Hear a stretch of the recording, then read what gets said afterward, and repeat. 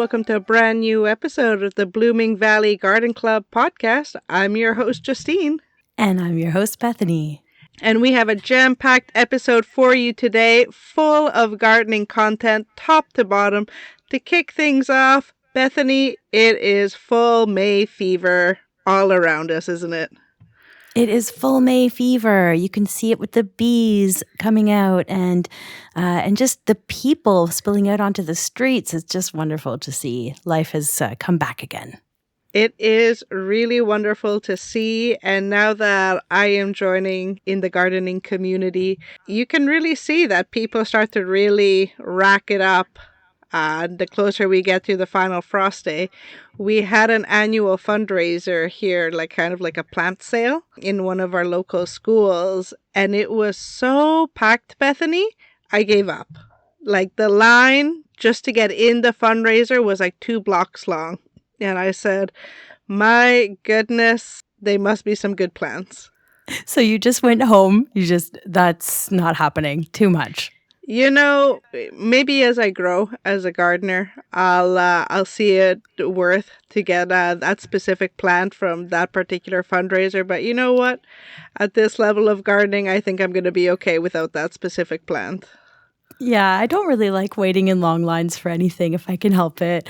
And you know what? Don't worry. I'm pretty sure there are going to be a lot more opportunities like last weekend. I can think of a few already that we can talk about later.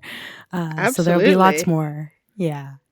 And just as we said, listeners, just as the people are coming back, so were the colors, the beautiful, beautiful spring colors. Bethany, what do you have to say about these gorgeous spring colors? I mean, so much. We could do a whole podcast just about spring colors, but I just will touch on a few favorite plants that I just love to see coming up in the spring. For me, spring really rhymes with softer colors and whites.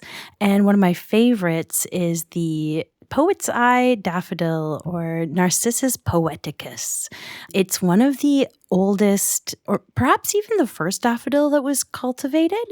And it's identified as the Narcissus of ancient times. So that would have been the inspiration for the Greek legend of Narcissus, apparently. Oh, that's the one that he fell in love with his reflection in a pond, right? Mm-hmm, exactly. Very egotistical, but we can reserve our judgment. And apparently as well, it was the flower that Persephone was gathering when she was abducted and taken to the underworld by Hades.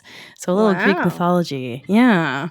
But it smells really good, and it's really pure white flower with a central eye that's like a bright orangey yellow color, and then a little frill of red around that central bit, and it's just so striking. And as I say, it smells great. And then there's another white flower that we see in our woods in Quebec. You may be driving along and thinking, "What's all that white? Like little diamonds in the forest?" And it's the trillium, of course. And in Ontario, the trillium is a protected species, so nobody is supposed to be picking it. In Quebec, it's also highly recommended not to pick it, but it's not illegal as it is in Ontario. However, we frown on that. And so they just carpet the forest floor. Picking them is not a good thing to do because the stem is vital for the plant to produce its energy, and it actually takes about 10 years for the first flower to arrive on a trillium plant. Wow. Mm-hmm.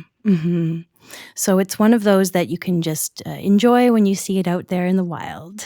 And then again, with the whites and paler colors, I really love sakura, like the cherry blossom. We are really lucky to have a really amazing show of those cherry blossoms in High Park here in Toronto. I've lived here for a long time, but it was actually the first time I made it out to go see them in person. And it was just so amazing, Justine. Like, you feel like you're floating on a cloud. Like, it's just too much. So that's it for the whites. And then into more sort of interesting colors, I'm a big fan of the hellebore. Hellebores come in all different colors. There are some really interesting ones like limey greens and then they can sort of mix into softer and deeper greens and pinks and mauves and dusky roses and even some near blacks. Like there's such a variety of hellebores. And they always have that really nice glossy dark green foliage that almost looks lacquered. So it's a wonderful plant that's actually evergreen, even though it might look kind of like something that you'd think would just die down in the winter. It stays even in our Quebec winters. So very interesting plant. And then I will stop soon, but one more I gotta add is the humble forget-me-not. Those little clouds of light blue flowers with their cheerful little yellow centers. I just adore them, and they're easy to grow, and they can kind of fill up space where you might need a filler, and they're cheap, right? They're just pennies to the packet, really. So that's a good one too. So listeners, we will have links to all of these flowers in the show notes. We do recommend that you check them out because they do both sound beautiful and they sound like they smell great too. So if you're looking for inspiration for your upcoming garden, check out the show notes. We'll be happy to show you what's going on. Mm-hmm. For me, just like you're excited about all the beautiful colors, for me, spring means I am excited for in-season vegetables. So for me, green onions, garlic scapes, tiny baby carrots sprouting, all of these stuff really goes good on a fish papillote. So for listeners who don't know, a fish papillote is a really great customizable dish. You use whatever you got in your pantry. Personally, I like kind of a firmer fish like a salmon, something that's not too watery. I'd stay away maybe from tilapia or bassa. That might be a little bit too watery. Trout is good too if you have it. Basically, you take a square of parchment paper down, you slap your fish on it, pat it dry, throw whatever you got on top. You got garlic scapes, put it there. You got tender green beans, put them there. So you layer on top if you have any fresh herbs, chives. Usually by this time of year. My chives actually resurrected themselves from last year, which is great. So you throw it all there. You put a very light drizzle of oil, preferably olive oil if you got it. And then you seal your package. If you're fancy about crimping your package by hand, if you, for example, are familiar with folding dumplings or folding pierogi, you can do the same technique. If not, just staple that bad boy closed. It's going to be fine. You throw it in the oven for 425. The steam from the fish and the vegetables is going to collect inside the bag and it's all going to cook together. It's a real quick dish, comes together in 15 minutes. Serve it on a side of rice or some potatoes and it's so good. It's so nice and light and you get to taste the flavors of spring. So I'm excited that all these veggies are coming back to my grocery store. Oh, that sounds so delicious. You're inspiring me. I've never made that. But I love fish and I love those veggies. So I'm going to give that a spin. Yeah. Like I said, if you're a beginner and you're nervous about folding the papillote for the first time, just staple it. It's going to be fine. As you get more and more practiced with, crimping and folding it delicately, you can do it. But as a beginner, just have fun with it. Get that stapler out. That's awesome. I'm wondering, have you ever tried it with asparagus? Yeah, asparagus is so good. You basically, you want all of the veggies that cook relatively quickly. Because it's a quick dish. It's only in the oven for about 15 minutes. So, all those veggies that require a delicate hand, great for the papillote. And is that like a 350 or a 400 degrees? 425. 425, okay. Yeah. Nice and hot. And I would recommend putting it on a baking sheet instead of putting directly on your oven grates, just to have some extra structural support. Perfect. And I should shout out for the asparagus. I'm not sure if you know this place, Justine, but in the valley, we have an incredible asparagus farmer named France Droulers, and she's up near the site Droulers, which is, or Droulers, Droulers, Droulers. So the Droulers site is where some First Nations artifacts were found by a farmer in a field. So it's like an archaeological site with a little museum and also a sort of reconstructed village of what it was like 500 years ago there. But right beside that place, there's an asparagus farm, and it's run by France Droulers, and it's called the Ferme Biophile. And right now I know that lots of asparagus is coming up, and you can buy it at a little kiosk on the side of the road. Delicious stuff. Amazing. I love asparagus. Oh my goodness. I'm going to have to go and just buy an entire crate. Yeah, great idea. I think I've read about her in The Gleaner. Yeah, she's been doing this for a long time, and I haven't met her personally, but I'd love to pick her brain about her growing techniques for asparagus. Well, maybe we'll have her on the podcast sometime. That would be awesome. So, speaking of gardening and talking about different techniques for gardening, I thought it'd be a great time to bring back the beloved segment, The Highs and the Lows of Gardening. Bethany, you got a high and low to share for us this week? Absolutely. So my high would be that I'm coming out to Quebec on Thursday, and all the plants are coming with me, and I'm so excited. We're going to Jenga them into 2 cars. We are ready to go. So that's my high. And then my low, you're not going to believe this, Justine, but it's God. Tomatoes. Yeah.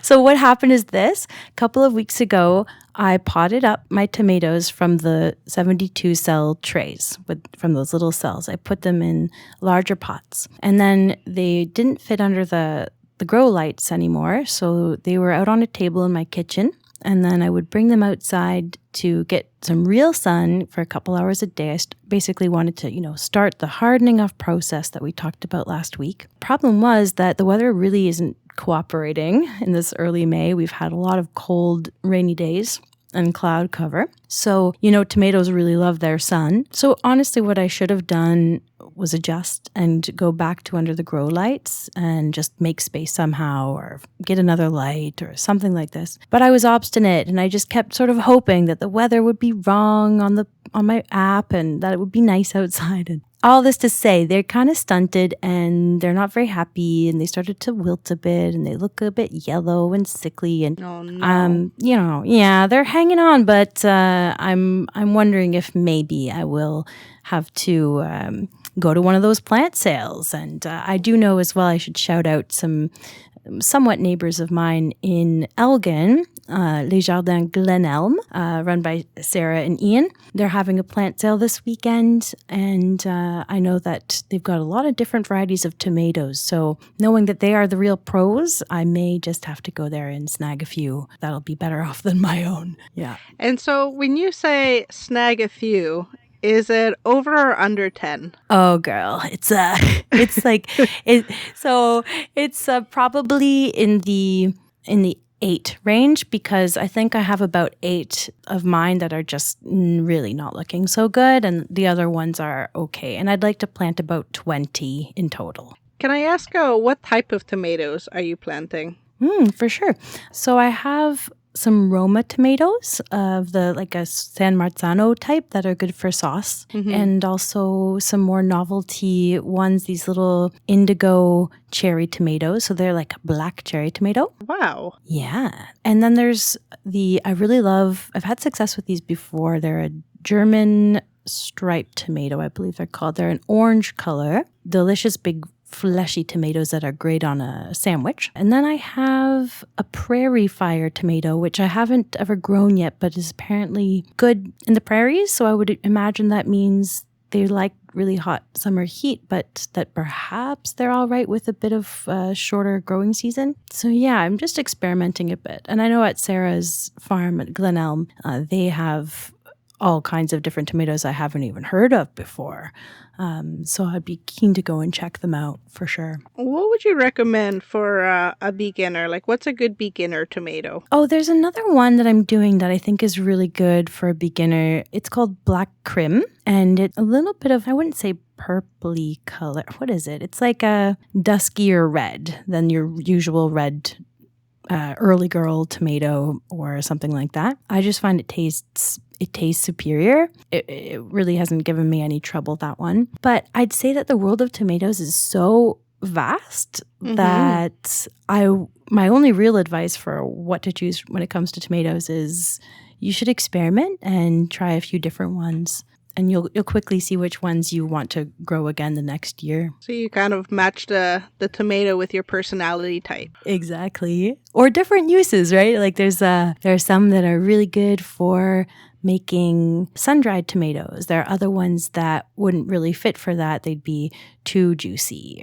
Oh, interesting. Yeah. Well, just as we are matching tomatoes with our own needs and personalities, I am having my own highs and lows of gardening. My high this week, I did something that I have not tried before. I have tried doing cucumbers inside to start them off. On your recommendation, I did 10. So I had 10 little pots, I guess, planting plot, and I put them in the western facing window, so the nice hot window, and I did my best, Bethany. I did my best, which, you know what, that is my high, because sometimes you gotta try your best and see how it goes. My low is out of 10 cucumbers, 2 of them have sprouted. So, batting about 20% in terms of a success rate. So how long ago did you plant them? Might have been about 10 days ago by now. So how big are they at this point then? The 2 that have sprouted are maybe about 1.5 inches. They got pretty, you can tell they're doing good. They got the 2 leaves, very nice, healthy green color. They seem pretty happy with life. And then the other ones are just... Yeah, if you were to ask me what happened, I think my old habits have kicked in, which is going to lead us into our next segment called Common Beginner Mistakes. Listeners, this segment is for all you fellow beginners out there. Here's what tends to come up in the world of gardening. Rookie mistake number 1, it's our old friend, overwatering. So let me tell you my thinking, Bethany. Let me tell you my thinking. I am scared of the plants being thirsty because in my mind, which, is maybe not accurate, I feel if the plant is dry for any amount of time, it will immediately die. And so, my rationalizing is, if I put a lot of water and I just keep it continuously wet, I will not run the risk, running into a dry seed and dehydrating my seed. And so I suspect, Bethany, I am overwatering. Oh no, yes, that's something everybody does, because you want to give love to your plants, and so you think, well, what do they need? They need water. We all do it. I think the thing to keep in mind is that your plant, the roots need both water and oxygen. So if you think of your soil soil is not a solid thing, really. There are lots of little air pockets in between the grains of, whatever it is that's in that soil. So those air pockets, we need some of them to be filled with water so the roots can pull up the water. But it's okay to let your pots dry out a little bit between waterings. I wouldn't say to let them go bone dry for days on end. However, you can definitely kill them by giving them too much of that sweet, sweet water. And I'd also say to just check the bottom of the pot, like when you're watering from the top. And I suspect you were using a mister to... I was using a very cute watering can I got from Dollarama for $3. Amazing. I love those finds. So, you can check at the bottom of the pot, has the water made it all the way through? And, if there's a lot of water coming through there, then you're probably watering a little too much. Also, just making sure that you're using something that has holes in the bottom so the water can escape through the bottom. That's something I've done before where I thought, I could use this cute, clay pot that doesn't have holes in the bottom to plant in. That's never a good idea because then things can really get waterlogged. But yeah, sometimes when we have sprouted something and it's a small seedling and start to wilt or get yellow or limp or a bit droopy, it can actually mean that you have overwatered already. And sometimes we read that as a sign that the plant just needs more water, but it's totally the inverse. So I always recommend to just check with your finger, like do the little finger test where you just put your pinky in, up to the first knuckle and see, is that soil actually saturated? Do I have a dryness problem? Is it all wet? Like, do I really need to water? Just a couple And little so, tips. from a beginner's perspective, because I'm doing cucumbers, I bought potting soil from Dollarama. At this level of gardening, do I need to be worried about like custom levels of watering? Like, do cucumbers in this scenario require a specific level of water, or do I just kind of put a finger in there and kind of see how it is? Well, I personally have never done anything too outside of like intuition with these things. But if you suspect you're overwatering, you can pull back a bit.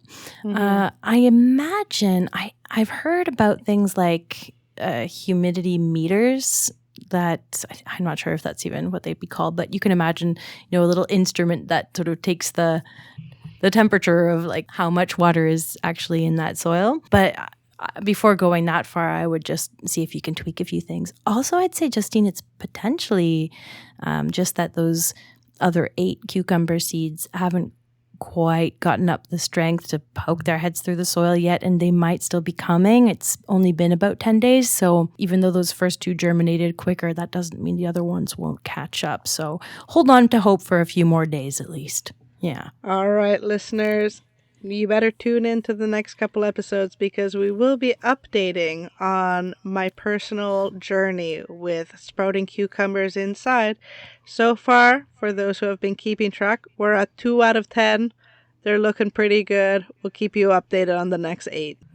Excited for that. And so for our next segment, Bethany, I'd really like to pick your brain because I hear that you have a few thoughts to share about transplanting. Yeah, transplanting. So transplanting is when you take your little seedlings and you get them out into the garden. And if you listened in last episode, we talked about the hardening off process. We're not going to talk about that again today, but this is, transplanting happens after hardening off. So one thing I'll say is that before you start to transplant, you need to just water those young seedlings one more time because it's much easier to work with watered plants as opposed to plants that have dried out. And then you want to dig your holes a little bit larger than the root balls or the root systems of the plants that you're transplanting out. And then you also, want to have your holes dug spaced out according to the plant's needs because it's not going to remain that little size. Of course, we know that it's going to grow. So that's where I really like to keep my seed packets or just have my phone on me to look up information as I go along, just to remind me, oh yeah, the cucumber needs X amount of centimeters between each plant, and so on. When it comes time to put your young seedling into the ground, you're going to want to be careful not to disturb those roots too much. So if you're taking your seedlings right from those smaller cells, like we talked about the 72 cell trays. Yeah. Yeah. I like to use a butter knife to help wiggle them out. Or you can sometimes, with the ones that I have, they are air pruner trays. So there is a hole in the very bottom that I can just poke my finger up underneath gently. Amazing. Yeah, and it comes out, you sort of pop it out from the bottom up. You want to avoid bruising the stem of the plant because those young seedlings are really easily damaged. You also want to avoid pulling, like you don't want to hoik it out from the leaves. Yeah, because you could break the plant that way. So being very delicate about that, and sometimes, as I say, a little butter knife slid down the side of the cell and then gently levered upwards can help to do the job. When it comes to a bigger plant that you might be bringing home from the garden center or the plant sale, they can sometimes have a root bound issue where the roots have sort of outgrown the pot and they might be really sort of tightly wound and spiraled up in that pot. So as you work the plant out of the pot, sort of pressing the sides gently and shimmying it forward out of the pot. I like to do that sort of horizontally. So I flip the plant on its side and gently pull it out that way. And then you want to muss up the roots at the bottom. And even, it's kind of the opposite where with really small seedlings, you do not want to disturb the roots at all.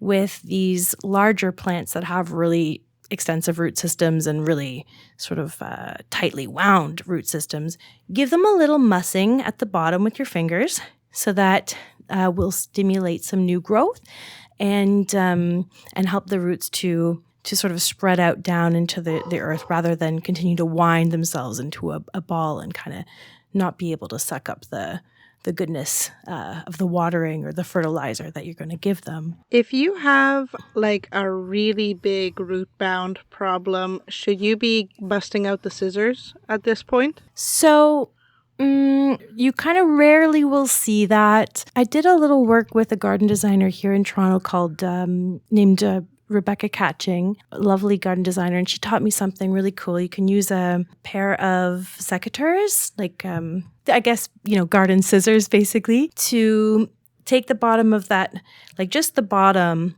and around the sides, but more towards, again, the very bottom of the root system, and unbind them that way with just sort of sharp flicks of that tool out to the side, and that can help to break them up a bit. But she would have us do this for every single plant because she bought a lot of plants right from the nursery that would go into these really ridiculous gardens. And they were well-developed plants already, and a lot of them were quite root-bound. But again, we don't have this problem so much with the stuff that we grow at home because it's all much fresher and younger and yeah. And so what do you recommend is typically gives you a good success rate for transplanting? Well, I think transplanting if you can avoid doing it on a super hot day or if you can try to find the right spell of weather where you've got a few nice warm days, but not too scorchingly hot with the sun, that can help just to get them settled in at a time that's really propitious. And then also making sure that in the few days after you've first transplanted that you're still really checking for the water, giving them because you want to water them in as soon as they've been planted. Like within an hour or two of planting them, try to give them a nice sprinkle. I would say sometimes they don't like the transplanting process, but don't lose hope. Most of the time they will bounce back if they're healthy plants. And so what sort of plants give you like a pretty good chance, like in terms of a beginner? What should beginners be looking for in terms of transplanting a plant? Like, for example, radishes or herbs? Like, what's an easy transplanting project? So with radishes, actually, that's a plant that grows so quickly and really we don't often see people starting them inside because you just don't really have to. It's a longer growing season type things like tomatoes and even, pumpkins and things like that can and brassicas, definitely anything in the broccoli, cauliflower, cabbage family. Those like to be started earlier. But with radishes and carrots and even things like lettuce and spinach, those leafy greens, you can really direct sow them. So you're skipping this whole kind of lengthier process of starting inside and then hardening off and transplanting out. So I'd say, but easy ones for beginner gardeners to start inside and then do the whole process with. Always recommend tomatoes if you like them, because that's such a wonderful experience. And they're relatively, yes, they love their heat and they need their light, but if you give them that, they're pretty forgiving plants. And oh gosh, what else is easy? I had good success with herbs last year. So last year we went to a plant nursery and we got about 5 or 6 herbs. The dill was the champion. I've never had a success like that dill. Listeners, let me tell you, you got to embrace your inner Eastern European and you got to grow some dill because I'm going to tell you, I don't have a lot of skill in gardening, but I grew a monster of a dill plant last year. So delicious. Did you make pickles? Yes. So my family is Polish. In our culture, we have a different type of pickle that is not vinegar pickles like we typically have in North America. We have fermented pickles, which are made from water and salt. And so dill is a very classic flavoring for this type of pickle. But yeah, no, dill also goes into so many other Eastern European dishes. We have a fantastic cucumber salad that I'm so excited to eat all summer. It's called migeria. It's a combination of cucumber and sour cream and dill. Maybe you've seen it on TikTok. It got real popular for a hot minute. Mm. And of course, tzatziki, put a little bit of dill in there. Dill is just like it. It's absolutely, there's no flavor like it. Great on salmon too. Oh, so good. And I will say favorite chip flavor for me over here is definitely dill pickle. So yes. Good. So listeners, take it from your hosts, Bethany and Justine. If you are a beginner in the transplanting world, take a look at tomatoes and take a look at dill. We think that you'll be able to find some success there. For sure. So on the topic of transplanting, Bethany, you got anything else you want to throw at the audience? Yeah, sure. One more thing, which is that there can be some controversy over whether or not and which plants to bury the stem a little bit deeper than it was in its initial pot. Yeah. So I've seen people bury their pepper stems a little bit. Okay. But that's something that other people on the internet say, you shouldn't do because it can cause stem rot. However, when it comes to tomatoes or tomatillos or ground cherries, it is actually advantageous to put the plant in a little bit deeper than it was in its initial pot when you plant it out into the garden, and they'll actually really benefit from that. They grow what are called adventitious roots, which are new roots coming from the stem, and it'll make your plant overall sturdier and healthier. But yeah, other things, pretty much you want to just be planting in at the same level and not burying the stem too much, and keeping away any bit of mulch. If you're mulching around your plants, make sure that the mulch isn't right up to the stem touching it. You want to give it a little space to breathe. Amazing. All right. Well, I'll keep that in mind. So you have friends, you said, out in Elgin with the tomato farm, eh? Yeah, that's they're market gardeners, they do all kinds of stuff. But yeah, I'm looking forward to maybe getting a few of their tomato plants. Maybe after this episode, we'll chat off mic, and I'll see if I can put an order in from you, and you can come pick it up. 100%. I'd love to. Yeah, you can maybe put in some recommendations for me based on my specific personality and ability. Yeah, for sure. That would be so great. I know they also have really nice cantaloupes and peppers and things. Amazing. So we'll talk. I'll send you the list. And we will be linking them in the show notes. So listeners, if you are in the geographic vicinity, head on over to Elgin. Maybe you'll find the specific tomato for your specific personality. Mm-hmm. All right, listeners. So we're going to head off to the last segment of the podcast today.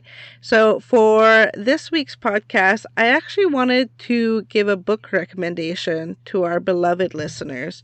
So I came across this book at my local library. It was so helpful. It is a graphic novel that is told as a story between two neighbors, one who is a little bit older, who is more experienced with gardening, and one neighbor who is completely a beginner. And so it's very much like a dialectic, it's a conversation between two people. And, just like here, where one beginner is asking, why do we do this? Can we do this? Why don't we do this? The book is called The Comic Book Guide to Growing Food, Step-by-Step Vegetable Gardening for Everyone. It's by Joseph Tichenovich and Liz Anna Kozik. It is a fantastic book. I really recommend it. It's very beginner friendly. It has a lot of charts in there. It has a lot of maps in terms of how to lay out your garden. And it really explained the process in a way that was extremely accessible. I'm definitely going to check that one out. That sounds like a great read. I love graphic novels these days. Yeah, I'm a millennial, and I feel like just as I was coming of age into an adult, graphic novels suddenly became high literature. We had Fun Home by Alison Bechdel. We had so many other wonderful options of graphic novels. And now, I feel like they're much more an accepted form of literature that's targeted towards adults that goes so much beyond the cartoons and the comics that I grew up with. Yeah, and there are graphic novels about absolutely everything under the sun, including gardening. Absolutely. Bethany, you got any book recommendations for us today? Yeah, I do. Whereas your recommendation is more of the practical inspirations, which is really, really needed. Mine might not be as necessary, but I do find it worth mentioning because it's really beautiful and has inspired me a lot, especially when it comes to the spring section. So this book is divided by the seasons, and it is beautiful pictures of Tasha Tudor's garden in the northeastern, I think it's Vermont or Maine or goodness, one of those states. And Tasha Tudor was a children's illustrator and author of many books. And this book, though, was written by her friend Tova Martin.